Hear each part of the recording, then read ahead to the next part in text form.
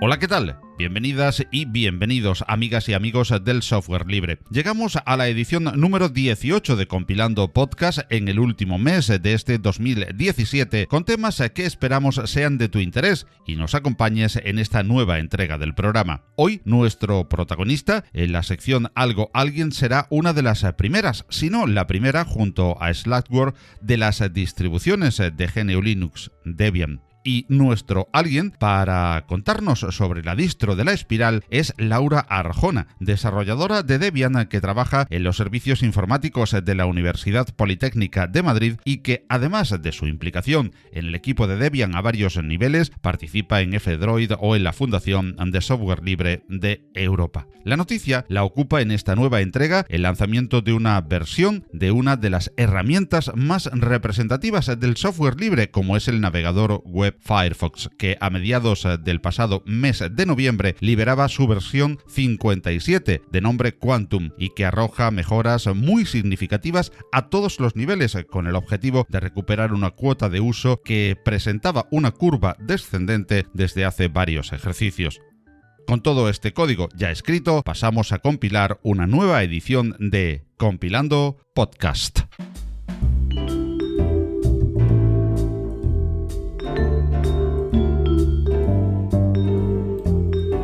Algo, alguien.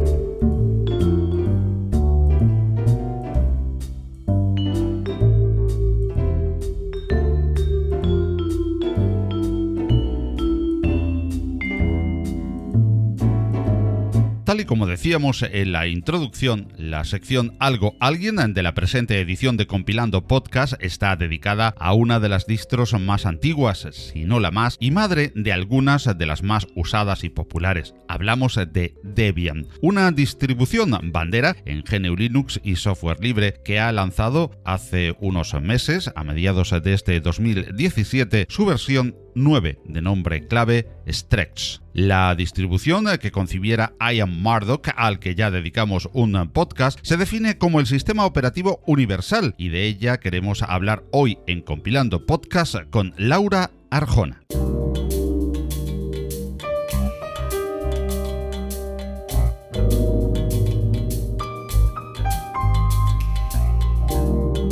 Laura Arjona Reina trabaja en los servicios informáticos de la Universidad Politécnica de Madrid, donde adicionalmente mantiene un blog sobre software libre. Es desarrolladora en Debian, no empaquetadora, y su actividad se enfoca en tareas de infraestructura, como el mantenimiento de la web y la traducción al español, y tareas de apoyo a la comunidad, como el equipo de publicidad, donde es delegada de prensa. El equipo de mujeres en Debian y el equipo de bienvenida son otras de sus múltiples responsabilidades en Debian que podemos consultar en la wiki de la propia distro. Laura también está inmersa en otras comunidades de software libre como F-Droid, la red descentralizada Pump.io y la Fundación de Software Libre de Europa. Es un honor y un placer para Compilando Podcast poder hablar sobre Debian en particular y software libre en general con Laura Arjona. Hola Laura, ¿cómo estás? Hola, buenas a todos.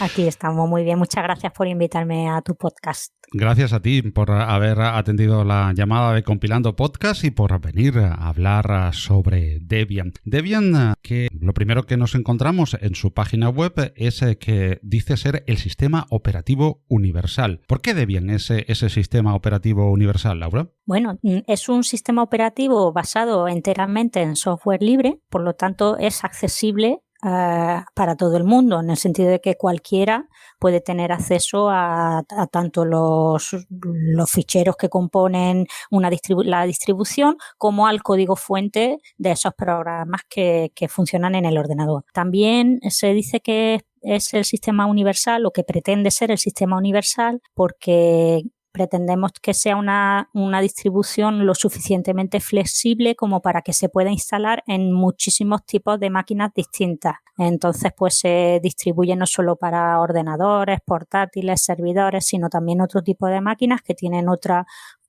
forma de funcionar, otra arquitectura y que por tanto los programas pues tienen que adaptarse a esas formas distintas de funcionar. Debian generalmente se publica para unas 10 arquitecturas que es un número bastante importante. Y luego pues también pretende responder a cualquier necesidad. El archivo de programas disponibles que hay en Debian pues es muy grande, son más de 50.000 paquetes o programas y bueno, en teoría la intención es que cualquier necesidad que queramos resolver con informática, con un programa de ordenador, pues que tengamos en Debian alguna alternativa para usar para esa necesidad. Y por último, también queremos ser el sistema universal en el sentido de que nuestra comunidad, la comunidad de la gente que lo desarrolla, que participa, que lo utiliza, es una comunidad muy diversa, expandida por todo el planeta y una comunidad abierta a la participación de todo el que quiera implicarse.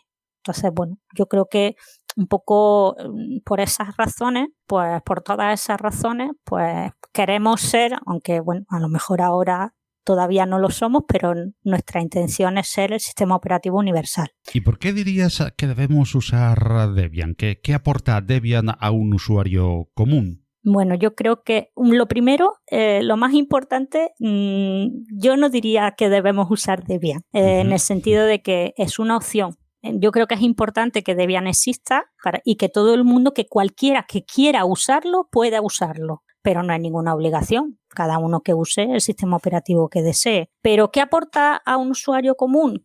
¿Por qué me gustaría que todo el mundo usara Debian? Pues, como ya he dicho antes, una gran cantidad de programas para hacer prácticamente cualquier cosa. Otra cosa que aporta al usuario común creo que no está relacionada con lo que es el software en sí, sino que lo que aporta es la transparencia en la organización, en la toma de decisiones, en un poco la vida del desarrollo del sistema operativo. Toda la comunicación de Debian suele ser en listas abiertas, en las que lo mismo que cualquiera puede acceder al código de esos programas que está usando para ver qué es lo que hace y qué es lo que no hace, si hay algún fallo, dónde puede estar el fallo. Esa transparencia que proporciona el software libre en Debian también ocurre en la vida de la comunidad. Si se ha tomado una determinada decisión, cualquiera puede mirar las listas de correo donde se ha discutido el tema, quién ha participado, quién ha dicho esto, quién ha dicho lo otro, en base a qué se ha tomado la decisión y qué consecuencias tiene. Esa transparencia creo que es muy importante para el usuario común, para el ciudadano, aunque la mayoría no se impliquen en esa organización, pero que el hecho de que exista y que si alguien quiere entrar y mirar qué ha pasado y por qué ha pasado algo, lo puede hacer. Y luego, por último, creo que una de las cosas que aporta también Debian, que tampoco tiene que ver con el software, sino también cómo se organiza un poco la distribución y la comunidad, es que la estructura está basada en voluntarios individuales, en el sentido de que, bueno, aunque hay gente que está pagada por su empresa o por sus organizaciones para desarrollar Debian, no hay un solo actor que tenga un peso tan grande como para poder tomar una decisión importante a solas que determine que la distribución vaya para un lado o para otro, sino que lo que es las estructuras de poder, por decirlo de alguna manera, están mucho más balanceadas. Entonces, eso al final siempre beneficia al usuario, en el sentido de que el usuario común, el usuario final, puede confiar en que es mucho más difícil que se tome una decisión a espaldas de los usuarios o en contra de lo que quieren los usuarios. Las dos prioridades del proyecto Debian son el software libre y sus usuarios. Y creo que eso es algo, el tener una comunidad en la que puedes confiar es algo muy importante y algo bastante único en Debian. Y cuando grabamos este podcast, pues hace pocas semanas, pocos días incluso, que se lanzó la versión 9.2. En general, esta Debian 9, este Stretch, ¿qué nos aporta de novedades a grandes rasgos, Laura? Bueno, pues como se muestra también en la nota de prensa cuando se publicó Debian, el Debian 9 el pasado mes de junio, pues por ejemplo la novedad así más importante es que el motor de base de datos predeterminado cambia de MySQL a MariaDB. Ahora es MariaDB el motor de base de datos predeterminado y la transición, o sea, cuando alguien que tiene Debian 8 con MySQL hace una actualización a Debian 9, esa actualización se hace de manera transparente, sin ningún problema, la gestiona el propio sistema operativo y sigue funcionando en Debian 9 con MariaDB sin problema. También otra novedad, Firefox y Thunderbird, que durante muchos años en Debian se llamaban de otra manera, se llamaban IceWhistle y IceDove, pues por unas diferencias con respecto a las comunidades de Mozilla sobre cómo gestionar el desarrollo del programa, pues bueno, esas diferencias se han resuelto y ya pues vuelve a ser Firefox con su nombre Firefox, el navegador predeterminado de Debian. Y Thunderbird, que es también un cliente de correo bastante usado, pues aparece ya como en el nombre Thunderbird, que bueno, sí que es verdad que hay muchos usuarios que a lo mejor venían de otros sistemas operativos y estaban acostumbrados a ver Firefox y Thunderbird y cuando entraban a Debian pues decían ¿dónde está Firefox? ¿No? Y tenían que aprender, no, es que aquí se llama de otra manera. Bueno, pues eso ya se ha terminado y Firefox sigue siendo Firefox y Thunderbird también Thunderbird. Otra novedad, bueno, esto ya, bueno, sí, otra novedad es que se pasa a la versión 2 del sistema de la suite criptográfica GNU-PG. Es un cambio bastante importante en el sentido de que, bueno, de que el software pues es mejor, es más moderno, está bueno más revisado y tal. Se sigue proporcionando la versión antigua por si alguien tiene algún problema y no puede migrar fácilmente. Pero ya digo, la versión predeterminada es la versión 2, ¿no? Y luego, pues, son más que novedades, son evoluciones, avances en algo que empezó con versiones anteriores de Debian, avances en la reproducibilidad de los paquetes, por ejemplo, que ya más del 90% de los archivos de los programas que hay en Debian, el usuario podría comprobar que si compilara el código fuente con sus mismos medios obtendría un binario que es exactamente igual que el que se baja o el que se descarga cuando lo instala desde los archivos de Debian. Eso es importante para que los usuarios que están preocupados por la seguridad puedan comprobar pues que su distribución de Debian preinstalada o que va descargando e instalando conforme necesita no está manipulada por un tercero. Y en este ciclo de desarrollo pues se ha avanzado a que más del 90% de los programas de Debian ya cumplan estas condiciones, ¿no?, de reproducibilidad. Y luego otro avance es en el soporte para UEFIs, ¿no?, para estos pequeños firmwares que hay en esta interfaz que tenemos con la máquina que viene preinstalada por el fabricante de la máquina y que es lo que gestiona un poco el ordenador antes de cargar el sistema operativo y que permite, pues por ejemplo, arrancar desde un USB o de un CD en vez de desde el disco duro, etcétera. Bueno, pues hace unos años los fabricantes cambiaron un poco este sistema a esta nueva interfaz que se llama UEFI y Debian pues empezó el soporte, pero con esta versión 9 pues ha mejorado bastante en el sentido de que ya hay muchas más UEFIs que permiten arrancar con el instalador de Debian y que el instalador funcione y sin problemas. Y además las versiones en vivo, los CDs live, que se dice en inglés, o en vivo, que permiten arrancar Debian sin instalarlo en el ordenador, sino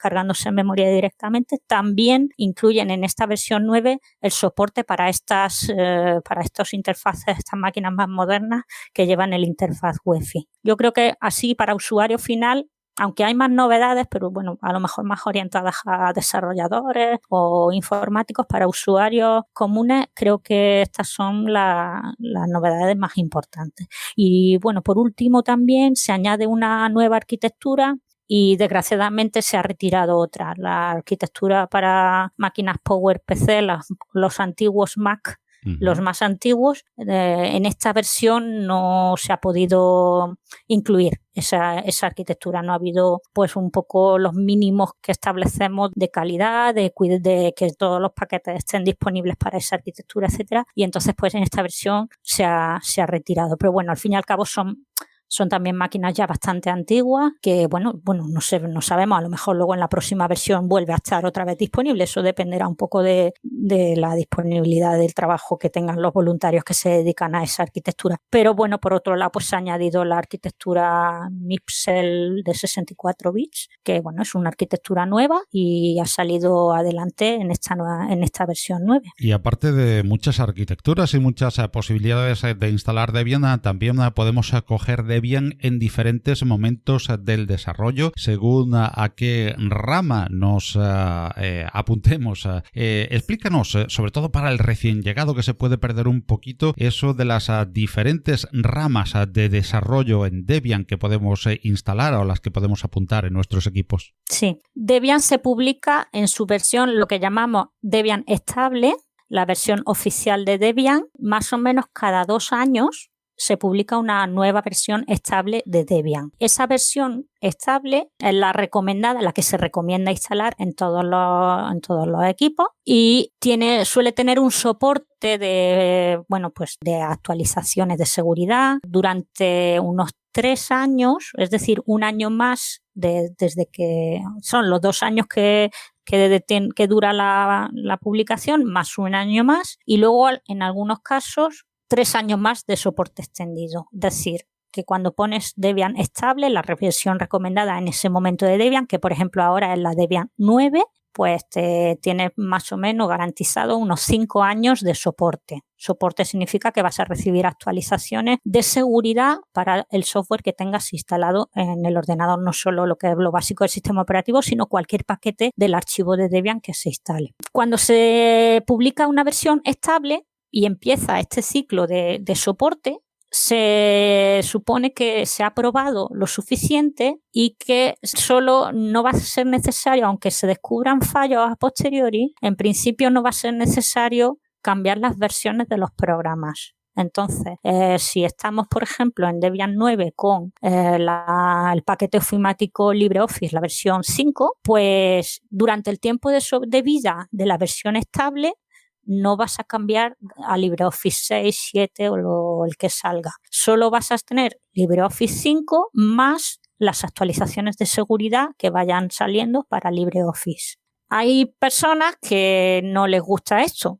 Bueno, hay personas que sí que les gusta, en el sentido de que dicen, esto me funciona, yo no quiero que me lo toquen, no quiero que me lo cambien, no quiero que cambien el aspecto de los programas, aunque sean más modernos me da igual. Yo quiero que me funcione y que no me molesten, salvo que sea un problema grave, evidentemente. Pues entonces Debian estable es para ti. Hay personas pues que les gusta tener las nuevas versiones de los programas y lo que va saliendo, las distintas novedades, pues tenerlas en su ordenador. Para esas personas está la versión de pruebas de Debian, que es la que empieza justo cuando se publica la versión estable, se hace una copia y sobre esa copia se empieza a desarrollar la próxima versión estable. Hasta que pasen esos 2 años más o menos, esa copia que va evolucionando de manera distinta se le llama la versión de pruebas o en inglés testing.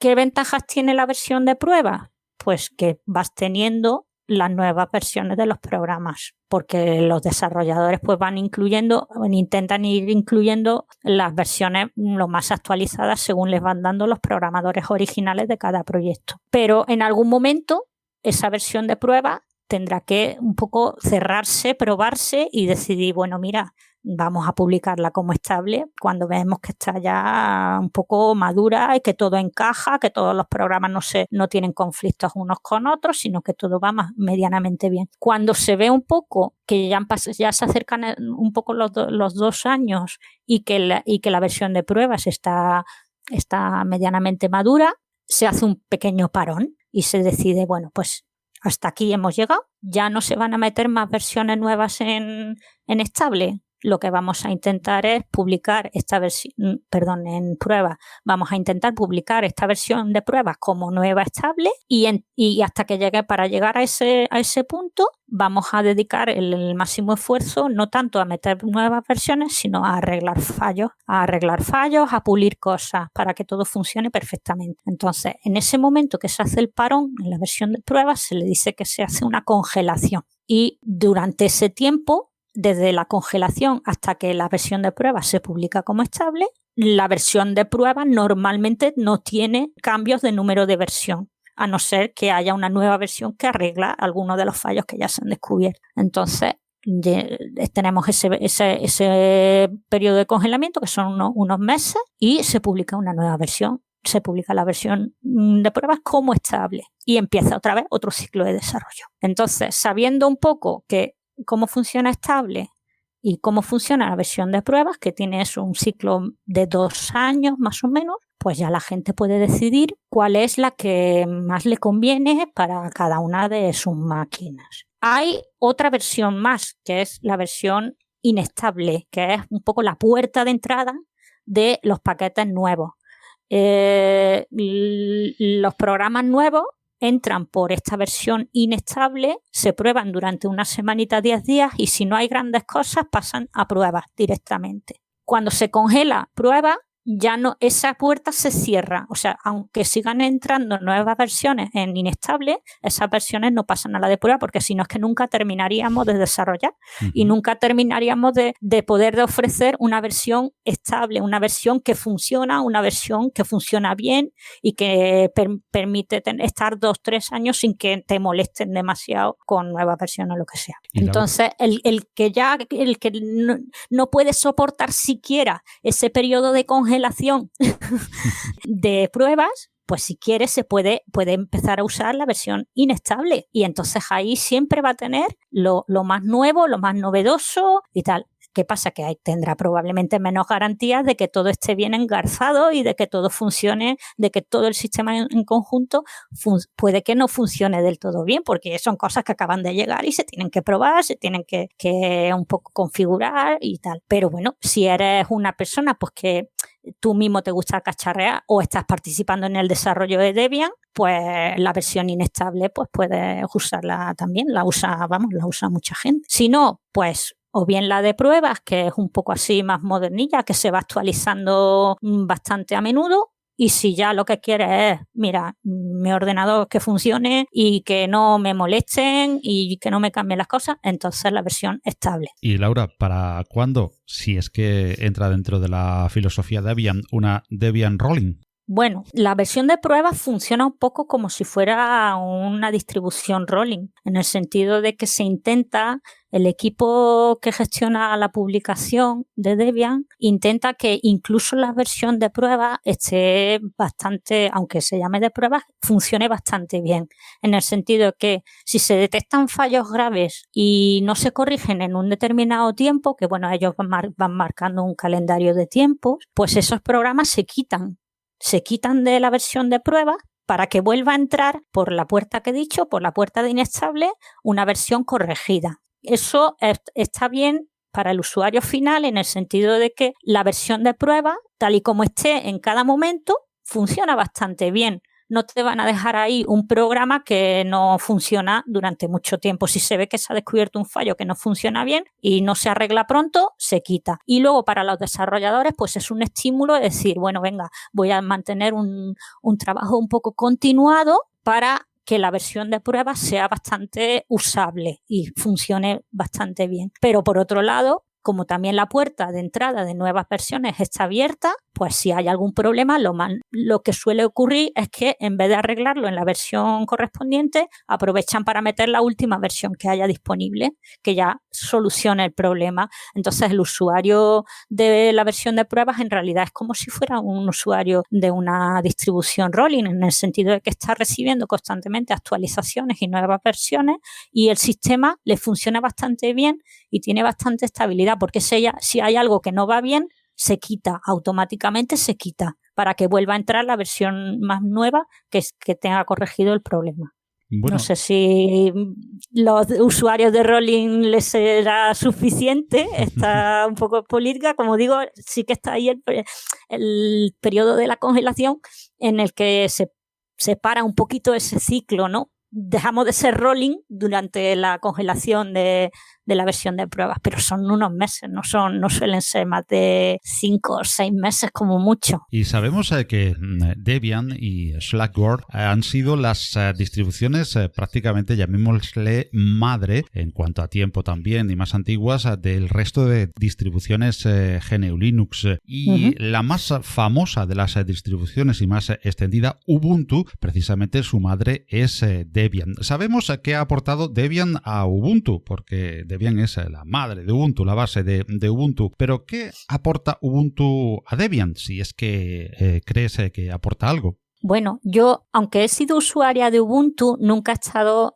participando en la comunidad de Ubuntu y tampoco conozco mucho sobre el equipo de desarrolladores común de Ubuntu y Debian, pero algunas cosas sí sé. Sé, por ejemplo, pues que Debian tiene una lista de correo y un equipo dentro de Debian dedicado a las distribuciones que nosotros llamamos derivadas, esas hijas, ¿no? de Debian. Y Ubuntu ahí juega un papel muy importante en el sentido de que, como tú dices, pues muy usada, está muy extendida, tiene una comunidad de desarrollo muy grande. Entonces, solo usar Debian o alguna distribución derivada de Debian ya es un beneficio para Debian, en el sentido de que el software se usa, el software se prueba, si hay problemas se suelen notificar, pero el trabajo lo que supone Ubuntu evidentemente es mucho más grande porque es muy usada y está muy extendida. Entonces tenemos ahí una base de usuarios, aunque no estén usando Debian directamente, están usando más del 80% del software que está prácticamente sin modificar, y eso es muy importante. Por otro lado, también hay algunas herramientas de infraestructura de Debian que se intenta que no estén demasiado personalizadas para Debian, sino que realmente se puedan usar en algún momento por cualquiera de estas distribuciones derivadas o hijas, ¿no? Entonces, por ejemplo, la página web, el sitio web sobre los paquetes de Debian, que en el caso de Debian es packages.debian.org, pues el software que hay que gestiona un poco ese sitio web se intenta que sea agnóstico, en el sentido de que se pueda usar no solo para Debian, sino para cualquier otra derivada. Y sabemos que Ubuntu, por ejemplo, pues usa ese software también. Entonces, eso es una aportación importante en el sentido de que sirve, si ya se tiene que hacer algo para que lo pueda usar Ubuntu, también eso nos demuestra o nos da testimonio de que otros también lo pueden usar. Ya tenemos un caso de uso real que es Ubuntu. Por lo tanto, sabemos que está disponible, que está bien hecho para que otros también lo puedan usar. Eso es otro ejemplo. Y otro ejemplo de las cosas que aporta, bueno, pues esto es yo a nivel un poco de espectadora, ya digo que no sigo mucho los equipos de desarrollo, pero estoy apuntada a la lista de correo de nuevos mantenedores. La gente que quiere empezar a empaquetar software en Debian, pues se apunta hacen un formulario web y envía un poco una declaración de intenciones para que solicitar los permisos para subir esos programas al archivo de Debian. Y veo, yo recibo todas esas peticiones, yo las leo, no estoy en el equipo, pero las leo, me gusta leerlas, y veo pues que relativamente a menudo quien pide ser mantenedor de Debian es una persona que ya es mantenedor de Ubuntu, o sea, ya está empaquetando software en Ubuntu y decide pues trabajar un poquito más para empaquetar su software también en Debian. Y yo creo que eso es, le podríamos llamar, esto es una opinión muy personal, una manera muy personal de verlo, pero creo que ahí hay una especie de cantera de desarrolladores pues que es muy importante, ¿no? En cualquier caso, creo deducir, Laura, de lo que nos cuentas, de que Debian ya de por sí, cuando se desarrolla Debian o en el core de desarrolladores de Debian, se tiene en cuenta de que es una distribución madre de muchas otras. No se desarrolla, digámoslo un poco en bruto, pensando en sí misma y después que cada uno si quiere coger algo de ahí que lo coja, pero yo no pienso en los demás, sino que ya desde el propio desarrollo, desde el core, se piensa de que hay derivadas importantes y que van a tomar como base a Debian, ¿verdad? Sí, por supuesto. Y de hecho, en la conferencia anual que se hace cada año en verano suele ser para que los desarrolladores y desarrolladoras de Debian se junten físicamente y puedan trabajar juntos y además compartir experiencias y tal. Siempre hay una mesa específica, una mesa de trabajo o de discusión específica sobre las derivadas de Debian, ¿no? Todas estas distribuciones que cogen el software de Debian y luego ellos lo personalizan o lo cambian o, bueno, lo adaptan a las necesidades particulares que tengan. Es decir, que se tiene en cuenta bastante. Otra cosa es, bueno, luego pues ya, como veremos quizá luego, pues depende todo de la disponibilidad de tiempo, de motivación y de conocimiento de las personas pues que hacen cada parte del desarrollo, pero a nivel de intención, por supuesto, pero además no podría, sería algo muy negativo olvidar todas las derivadas cuando hay más de 300 derivadas de Debian, ¿no? O sea, sería ignorar una base de usuarios grandísima que tenemos ahí también. Y de una hija consolidada como Ubuntu vamos a una prácticamente emergente y que también tiene a su vez algunas subderivadas como es Devuan. ¿Qué opinas de Devuan? Yo no estaba muy implicada en Debian como proyecto, así de una manera más global, cuando ocurrió pues toda la decisión sobre el sistema de inicio que derivó en la escisión de un grupo de gente para formar esta distribución Devuan. Entonces yo cuando llegué un poco a preocuparme o implicarme un poco en Debian de una manera más global, pues yo llevaba varios años, pero más un poco en temas de publicidad, el sitio web, las traducciones, que era por donde yo empecé en Debian. En ese momento yo no era consciente de lo que se estaba discutiendo ni de esta situación. Entonces yo me enteraba un poco a posteriori. Devuan es una distribución que, bueno, desde el punto de vista de Debian es una derivada, desde el punto de vista de ellos es como una escisión, como un fork, ellos lo consideran más una distribución quizá hermana, ¿no? Más que hija, ¿no? En la cual el sistema de inicio, el sistema de init, no es el mismo que ha escogido Debian en los últimos años, sino que es el que había anteriormente. Bueno, desde mi punto de vista, mi opinión, es una derivada más. Las derivadas tienen sus cosas buenas y sus cosas malas. Lo bueno es, como he dicho, que amplían la base de usuarios, porque si la Debian tal cual hay gente que no le gusta, pues esta que es un poco diferente, pues a lo mejor hay gente que sí que le gusta. Entonces, amplían la base de usuarios. Lo negativo, pues podríamos decir, al final es una división de esfuerzos de grupos de personas, entonces, claro, se pierde un poquito de fuerza. Siempre te gustaría pues que todos estuviéramos en el mismo equipo, que todos desarrolláramos en la misma dirección y entonces pues estaríamos más gente y más tiempo y más disponibilidad para arreglar cosas, para avanzar, para hacer nuevos proyectos, etcétera. Las derivadas, pues claro, dividen un poco el trabajo porque ellos ya se centran en sus temas, nosotros en los nuestros, y lo que es común, pues hay veces que sí que se puede trabajar en conjunto y hay veces que no. Entonces, pues hay ahí una pérdida inevitable, ¿no? de fuerza. Pero por otro lado, yo creo que es un poco eso, inevitable. Porque, bueno, las personas somos como somos los humanos, nos gusta juntarnos socialmente, pero también nos gusta tener nuestra diversidad. Entonces, yo creo que un poco va inherente, ¿no? Es imposible que todo el mundo use la misma distribución de la misma manera, ¿no? Yo creo que en el software libre esa libertad que hay para cambiar el código, pues claro, la gente la ejerce, es normal. Para eso está, para que se pueda ejercer. Entonces va un poco inherente. Por tanto, pues bueno, no creo que sea ni bueno ni malo, sino simplemente pues parte una de las libertades, ¿no? Claro, con lo que trae la libertad, como la vemos en otros aspectos de la vida, no solo en el software. Cuando la gente tiene capacidad de elección, pues a veces elige cosas distintas a las que a ti te gustaría que eligieran, normal. Pero es que es así.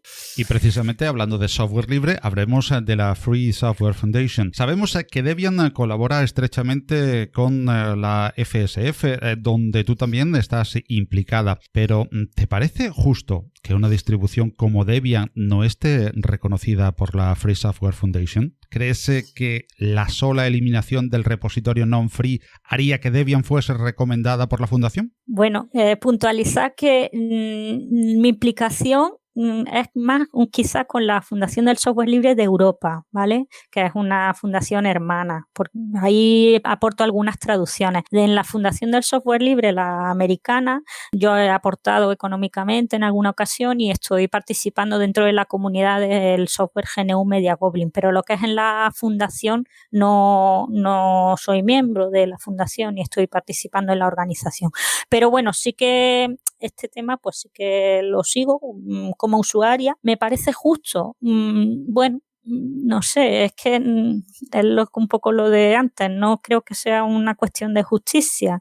Me da pena que no estemos en la lista, pero lo entiendo porque, bueno, ellos plantean, y yo en parte lo estoy de acuerdo también, pues que Debian como organización, como comunidad, invierte infraestructura y esfuerzos humanos en mantener un repositorio de software no libre. Entonces, pues no es solo el repositorio realmente, porque también es, por ejemplo, el sistema de seguimiento de fallos de los paquetes que están en esos repositorios, que es el mismo sistema de seguimiento de fallos que el de cualquier otro programa en Debian. O sea, que no es exactamente solo el repositorio, sino un poco la comunidad, la infraestructura, pues se aporta un poco para todo, tanto para el software libre como para esa porción de software no libre. Eso es verdad, y eso es así. Y dudo mucho que deje de ser así, porque el software que se coloca en ese repositorio no libre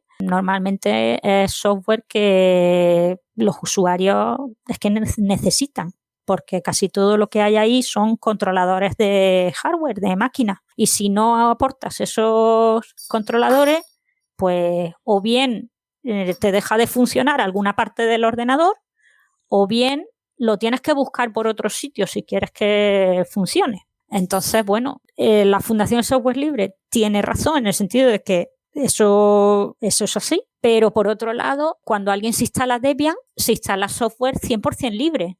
Ese repositorio no está habilitado de manera predeterminada. Eres tú el que como usuario, si necesitas o quieres esas porciones de software no libre, tienes que habilitar el repositorio, o sea, manualmente además, instalar esos paquetes también manualmente. No es como otras distribuciones que dicen, bueno, no te funciona la Wi-Fi porque tu tarjeta Wi-Fi no tiene controladores libres, pues te pongo los no libres para que te funcione. No, Debian no es así. Debian te avisa y tú te tienes que buscar la vida.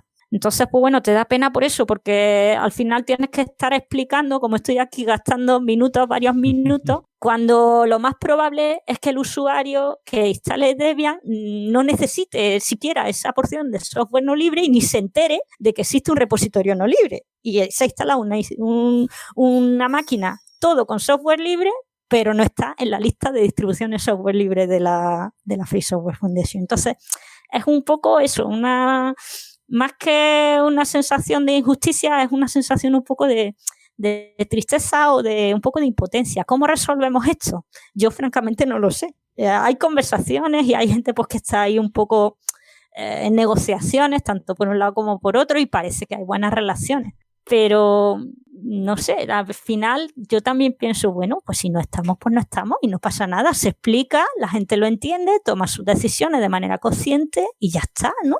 De hecho, si no estoy mal informado, creo que uno de los ejecutivos de los vicepresidentes hace un par de DEF CON tuvo una conferencia sobre este tema, ¿no es así? Sí, John Sullivan que creo que es el director ejecutivo, el número 1 de la Fundación del Software Libre, es desarrollador de Debian y desde hace varios años asiste a todas las DevConf. Bueno, por lo menos yo le llevo siguiendo creo que 3 o 4 desde que se empezó un poco a retomar las negociaciones sobre este tema. Él asiste y él participa en esto y hay buen feeling. No, realmente yo no sé las últimas novedades de este tema cómo está. Me imagino que está, pues como estoy diciendo yo, porque si hubiera habido una novedad importante, pues me habría enterado, ¿no? Pero no sé, yo también es que no me gusta mucho litigar, pues ya está, que no sé, no es una situación tampoco conflictiva, sino una diferencia, bueno, pues ya está, también somos diferentes, que tampoco tenemos que ser todos iguales. Y hablemos ahora precisamente de esas DevCon y de cómo se organiza el trabajo en Debian. ¿Cómo es el flujo de trabajo? Hombre, a manera lógicamente esquemática, porque es una comunidad pues enorme y variopinta. ¿Cuál es más o menos el organigrama y el flujo de trabajo en Debian? Bueno, es en efecto una comunidad muy grande y además bastante laxa, en el sentido de que la organización es un poco, es muy plana, no está muy jerarquizada, sino que es bastante plana, en el sentido de que la gente se agrupa en grupos de trabajo alrededor de temas o de paquetes o de lenguajes de programación o de elementos de la infraestructura de la comunidad. Y no hay, encima de esos equipos, no hay otro escalón de como los delegados y luego encima otro escalón y luego encima el líder de proyecto. No es así. Se elige cada año un líder de proyecto, que es un poco la persona a la que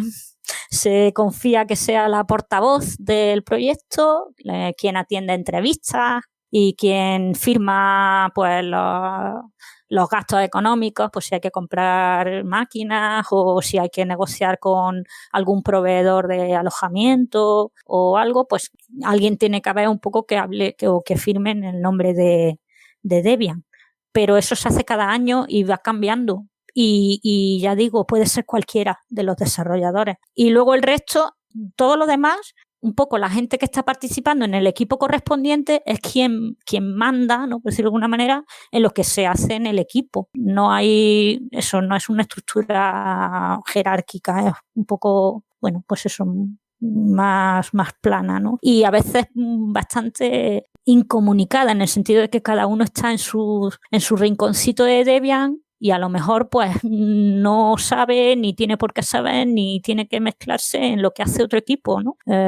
Áreas bastante disjuntas, ¿no? Entonces, pues bueno, hay una página, en la página web de Debian hay una página de organigrama, pero ya digo, más que un organigrama es una lista de un montón de equipos distintos. Y luego hay en la página wiki una lista de equipos también, que pues eso, que tiene los mismos del otro lado y a lo mejor más. Y luego pues sí que hay algunos equipos que son un poco más sensibles, en el sentido de que sí que tienen más poder, entre comillas, pues el equipo que le llaman FTP Master, que es un poco la puerta de entrada a Debian. Ellos deciden cuando un software es nuevo, no estaba en Debian anteriormente y alguien quiere meterlo, ellos son los que dan el último visto bueno, en el sentido de que comprueban que sea software libre, que cumpla un poco el contrato social y un poco las directrices de software libre de Debian. Ellos son los que deciden básicamente si un software entra o no entra en Debian. Y luego está el equipo de publicación de las versiones estables, pues que en determinados momentos pues tomar decisiones como, por ejemplo, cuándo se hace la congelación, que he comentado antes, cuándo se pretende publicar como estable una versión, aunque eso también se hace en coordinación con algunos otros equipos, con el equipo de FTP Master, con el equipo que hace las imágenes de los CDs, con el equipo de publicidad para coordinar la nota de prensa.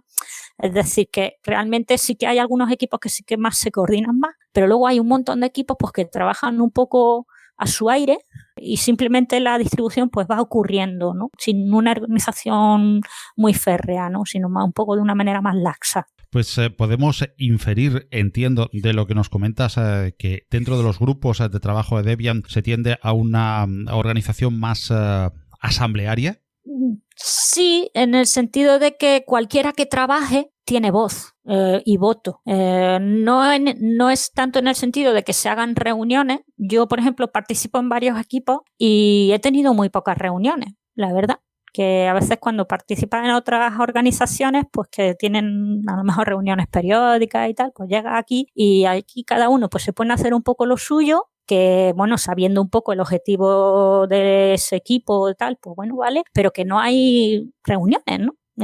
Muchas reuniones, bueno, depende un poco de la gente, ¿no? En el sentido de reuniones no es asambleario, yo no diría que es asambleario, pero en el sentido de que cualquiera que trabaje tiene su voz en el equipo y puede opinar y puede un poco dirigir hacia dónde quieres que caminen las cosas, en ese sentido totalmente. Y de hecho, vamos, se intenta respetar mucho el hecho de que quien hace el trabajo es quien decide cómo se hace, no esto de decir, pues esto debería ser de esta manera, pero lo haces tú, yo no lo hago. Eso normalmente en Debian ocurre, no suele funcionar. El que pone esfuerzo en hacer las cosas, normalmente el que o la que es quien decide pues cómo se hace. Y Laura, ¿por qué crees que es tan disparitaria, sirva esta palabra, la implicación de la mujer en el área de las tecnologías en general y muy especialmente en el mundo del software libre? Y entroncado con esto, ¿qué es Debian Woman?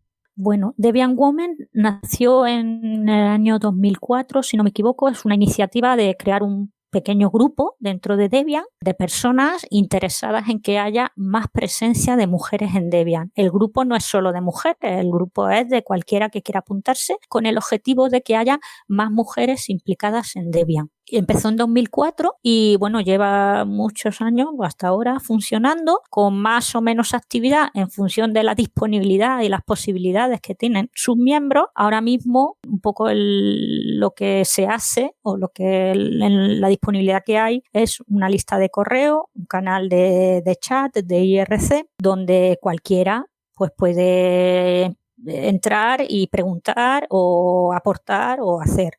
Y se han hecho 2 conferencias, 2 mini conferencias de Debian. Una fue en 2014 en Barcelona y otra creo que fue 2015, si no me equivoco, o 2016, lo siento, pero no me acuerdo, en Bucarest, en las cuales se intentó y se consiguió que todas las personas que exponían alguna charla fueran personas que se identifican como mujeres. Y esto fue, ahora mismo no hay prevista una nueva mini DevConf Woman, pero bueno, puede surgir en el momento en el que se junte gente y decida pues empezar a organizar una. La idea es tener a lo mejor un subgrupo dentro de Debian donde las mujeres que se sientan un poco inseguras entrando en los canales de comunicación más amplios, pues puedan tener ahí un cierto lugar pues un poco más acogedor, más pequeño, pero también con ciertas garantías de que nadie te va a prejuzgar y te va a intentar ayudar a que como mujer te impliques y disfrutes usando y participando en Debian. Eso es el proyecto Debian Women. ¿Por qué la implicación de la mujer en tecnología es tan baja y especialmente en el mundo del software libre? Bueno, yo creo que la implicación de la mujer en las tecnologías es una cuestión cultural, es una cuestión en la que tiene mucho que ver muchos mensajes, no a lo mejor tan muy directos, pero sí subliminales, en los que las niñas y los niños pues van absorbiendo un poco de manera inconsciente el lugar que ocupan o que deberían ocupar o que está más reforzado, premiado socialmente que ocupen. Y hasta ahora, pues la visibilidad de la mujer en tecnología ha sido pequeña y eso refuerza, pues que si las niñas ven pocas mujeres en tecnología, es que no se imaginan que una mujer puede trabajar en tecnología o puede usar la tecnología. Y eso irá cambiando conforme haya habiendo más visibilidad. Creo también que influye mucho la edad un poco de exposición a los ordenadores, en el sentido de que, por ejemplo, pues la gente que ahora tenemos unos 40 años, pues los chicos, los los hombres a lo mejor tuvieron su primera máquina, su primer ordenador cuando tenían a lo mejor 8 o 9 años. Sin embargo, las chicas empezaron más tarde. Y de hecho, bueno, pues preguntas por ahí, mujeres que sí que están implicadas en tecnología y a veces vas descubriendo pues que son hijas a lo mejor de informáticas o de informáticos que a lo mejor tuvieron un ordenador desde muy temprana edad. Y hay muchas familias, pues eso no ocurrió. El ordenador entró si había chicos en casa, si había chicas, pues entró más tarde. Eso ahora mismo está desaparecido, porque ahora la tecnología ya está, no entra en la casa, sino que llegan los bebés y ya está la tecnología en la casa. Ya hay ordenador, ya hay tabletas, ya hay máquinas, ¿no? Y entonces, en principio, yo quiero pensar pues que ese factor de exposición temprana a la tecnología pues ya se ha superado y que en el futuro habrá muchas más niñas pues que se vean a sí mismas como un posible futuro trabajando en tecnología.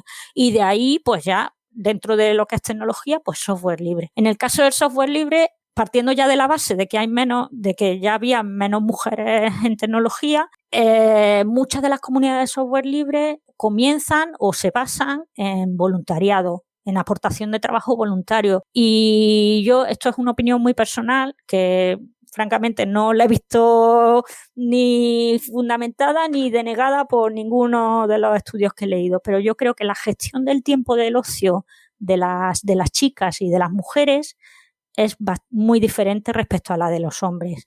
Las mujeres solemos tener menos tiempo de ocio porque nos incluimos en nuestra quehacer, se incluyen no solo lo que es el trabajo remunerado, sino otro tipo de tareas, como por ejemplo el cuidado de los familiares, la atención un poco a la comunidad familiar o vecinal, que en los hombres, pues bueno, normalmente dedican menos tiempo a esas tareas. Entonces, si ya parte de menos tiempo disponible en unas tareas que son, como puede ser la implicación en software libre, que es que normalmente la gente lo hace en sus ratos libres, pues es más difícil, claro, es más difícil y supone pues renunciar a otras partes de tiempo libre, y creo que es una decisión más difícil que en el caso de los hombres, que tienen un poquito de más tiempo libre. Esa es una opinión mía personal.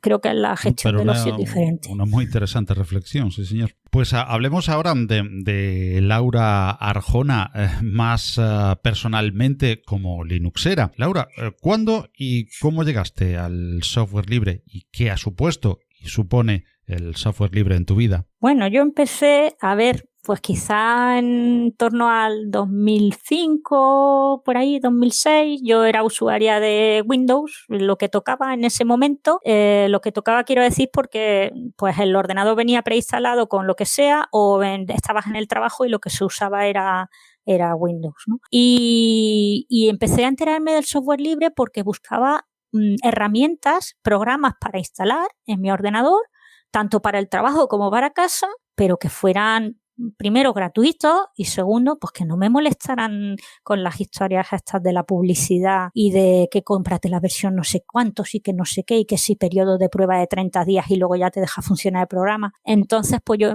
fui descubriendo que había herramientas para Windows que tenían una licencia que se llamaba pues GNU GPL, o que te ponía que era open source, software libre, que esos programas funcionaban siempre, no tenían periodo de prueba, sino que ya funcionaban siempre, eran de libre distribución y además te decían que los podías poner en tantos ordenadores como quisieras, no había que comprar licencia, no había que estar buscando códigos de licencia. Entonces pues empecé por ahí, ¿no? El software libre para Windows.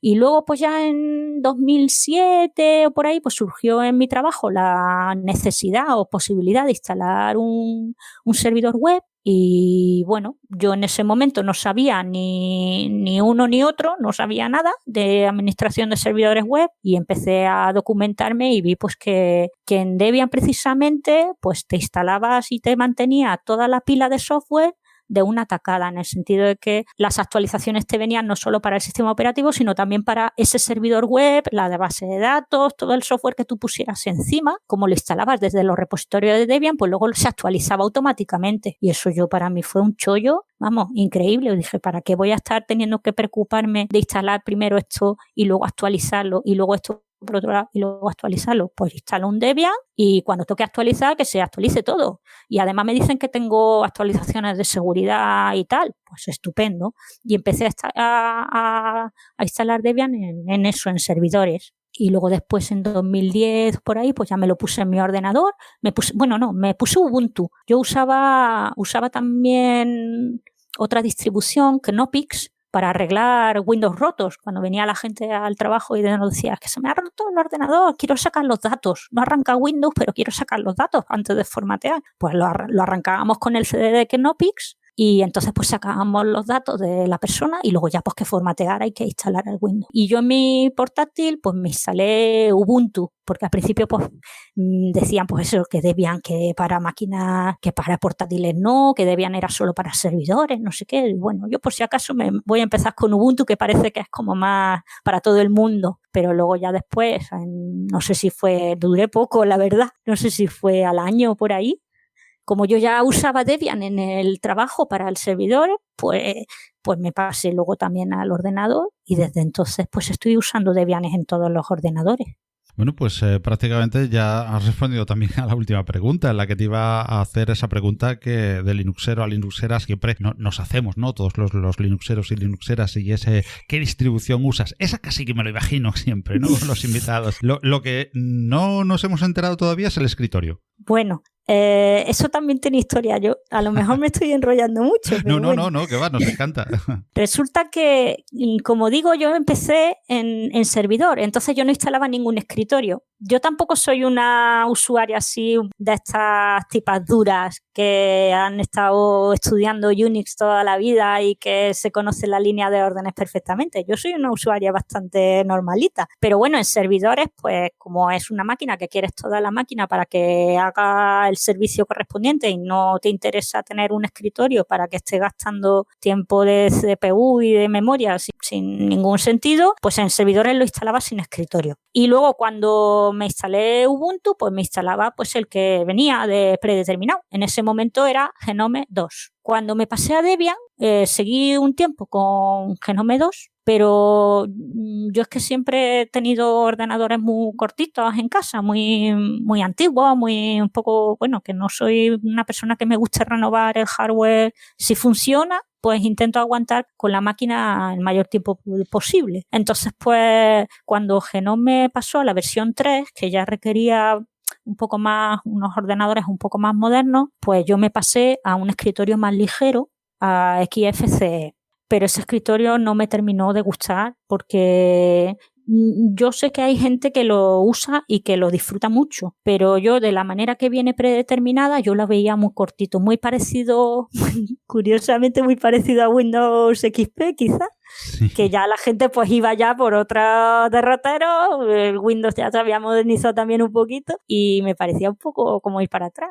Y yo no puedo dedicar tiempo a estar tuneando el escritorio, que sí cambiando esto, que sí cambiando lo otro. Yo soy muy básica y si a mí lo que viene de manera predeterminada no me satisface mucho, pues lo que hago es que directamente busco otro escritorio. Y entonces yo usaba XFCE y luego los programas que yo ponía encima, resulta que los que más me solían ir gustando no eran los que había estado usando de Genome, sino los de KDE Plasma, los de la comunidad KDE. Y por ejemplo tenía Kate, el editor de texto de KDE, tenía el editor de látex de KDE, tenía el programa de chat también de KDE y claro, llegó un momento que dije, pues estoy haciendo un poco el panoli, me voy a poner el escritorio de KDE también y me lo puse. Y es el que uso ahora. Y ya digo, la verdad es que me enseñaron cómo quitar todos los efectos visuales para que me fuera un poco más ligerito en mi máquina así que era un poco cortita. Y yo usaba KDE Plasma sin ningún efecto visual, prácticamente sin modificar, o sea, el que viene predeterminado de Debian, y yo soy feliz. Y ahora pues estoy con una máquina un poquito mejor en el trabajo y ya pues bueno, o bien le quito los efectos visuales o bien se los dejo según en ese momento me dé. Si veo que se me queda ahí un poco, que va un poquito lento, pues le quito los efectos visuales. Pero yo también también en Windows cuando usaba Windows y cuando instalo máquinas Windows para el trabajo, yo soy mucho de quitar cosas y dejarlo todo como muy austero y muy pelado, ¿no? Entonces, pues bueno, viene así, viene como venga el de Debian, me gusta el KDE Plasma que viene en Debian 9, me gusta. Y eso es lo que estoy usando ahora mismo. Estupendo, pues Laura Arjona, muchísimas gracias por haber atendido la llamada de Compilando Podcast, una hora prácticamente de charla interesantísima sobre Debian, el sistema operativo universal con el que hemos compartido con Laura y con el que esperamos seguir compartiendo en posteriores ediciones de Compilando Podcast. Muchas gracias a ti y a todos los que estén escuchando. Gracias a Laura y te emplazamos, por lo tanto, para una próxima edición en la que seguir hablando de Debian. Gracias por tu participación. Adiós. Contra el trabajo infantil, escuelas y maestros. Contra la falta de agua potable, pozos y fuentes. Contra el hambre y la exclusión, justicia y solidaridad. Contra la pobreza, manos unidas. Hazte socio o haz un donativo en el 902 40 0707 o en manosunidas.org. Luchamos contra la pobreza. ¿Te apuntas?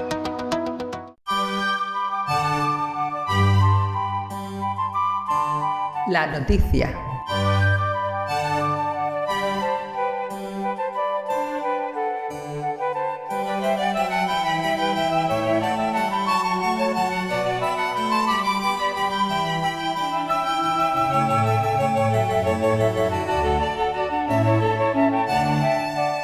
En los últimos días, dentro del mundo del software libre, una de las noticias más comentadas ha sido el lanzamiento a mediados de noviembre de la nueva versión del navegador web de Mozilla, Firefox, que alcanza su versión número 57, de nombre Quantum. Esta nueva versión supone un salto cualitativo con respecto a las anteriores de este software, que estaba perdiendo cuota en los ordenadores de todo el mundo, después de haber sido la única alternativa que tuviésemos a Internet Explorer, una vez muerto Netscape y en los tiempos en que Chrome era solo una promesa.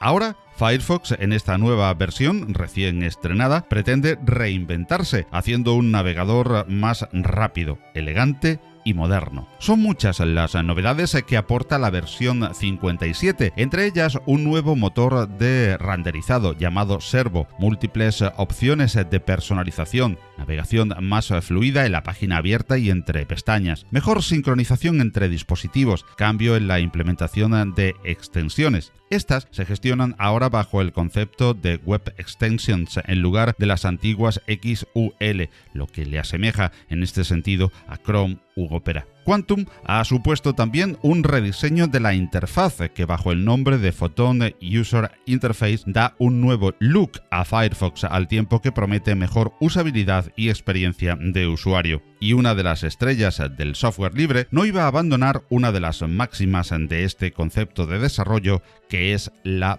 privacidad. Mejoras en su navegación privada, anti-tracking y elecciones de motores de búsqueda no agresivos son algunas de las opciones que la versión 57 mejora cuando no hereda de las versiones precedentes de este zorro de fuego en aras de nuestra privacidad en la red. Una buena noticia, sin duda, este salto cualitativo de uno de los abanderados multiplataforma del software libre que quiere volver a ganar la cuota perdida y acercarse a Chrome, que domina hoy en día el panorama de los navegadores. Un salto importante que hará que muchos le den una nueva oportunidad a este software de gran calidad que tanto ha hecho y hace, ha ofrecido y ofrece en muchas instancias del software libre. ¿Te pongo merluza? La tengo muy buena. Sí, ponme unos filetes para rebozar y cuarto y mitad para tirar a la basura. Cada año desperdiciamos el 35% del pescado que capturamos. Mientras, 800 millones de personas pasan hambre. El mundo no necesita más comida, necesita más gente comprometida. En Manos Unidas apoyamos proyectos contra el hambre en 60 países. Comprométete. Llama al 900-811-888.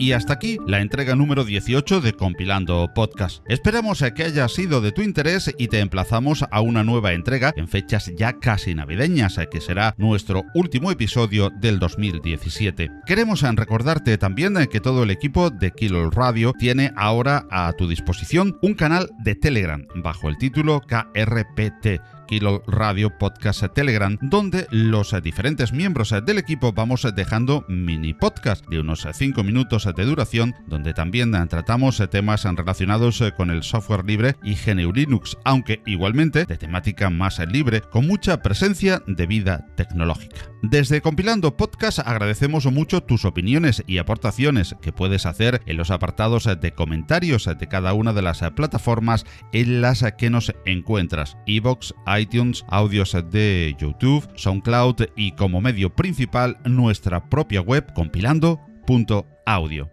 También puedes hacernos llegar tus opiniones y sugerencias a través de Twitter @compilandpodcast o el email redacción @compilando.audio. Todo este podcast se licencia Creative Commons, atribución internacional no comercial, al igual que la música que nos acompaña, que procede de los sitios usopen.org e incompetex.com, así como el tema de Mange Change de Vie de David Lostana. Saludos cordiales de quien os habla, Paco Estrada, y nos encontramos en la próxima edición de Compilando Podcast, si Dios quiere. Hasta entonces, seguid usando y disfrutando de mucho y buen software libre, que lo hay. ¡Hasta luego!